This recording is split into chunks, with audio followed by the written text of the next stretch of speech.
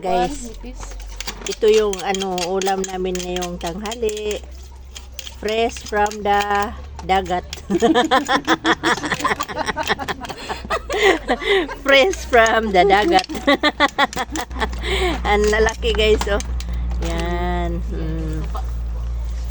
Alangan naman fresh from the sapa. Yan guys, oh. Galing. Oh, ito yung aming ulam ngayon. Dami guys, oh. Yan. Oh. Masarap yan. Lalaki guys, oh. O yun. Ito ano kaya to? Belbeg.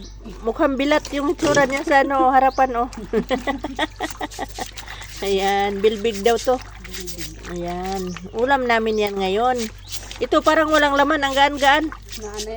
Gamay raman na ang sa ilaw. May laman to. Yan, oh, isang batya. Ayan, ito hindi ko alam, oh. Yan. Bukot. Ano nga yun? Bukot? Bukot. Oh. Ayan. May laman yan? Oh. Yan, dami namin guys, oh. Saang. Yan, lumapit lang yan dito sa amin. Ulam namin yan mamaya. Nagbaktas. Naglalakad lang yan dito papunta sa amin, oh. Lalaki. Yan.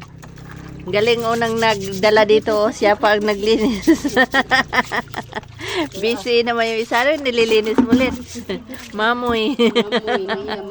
Mamoy.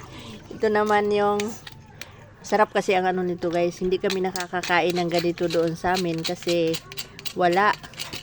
Yan. Habang nandito kami sa kamote, sige, seafoods.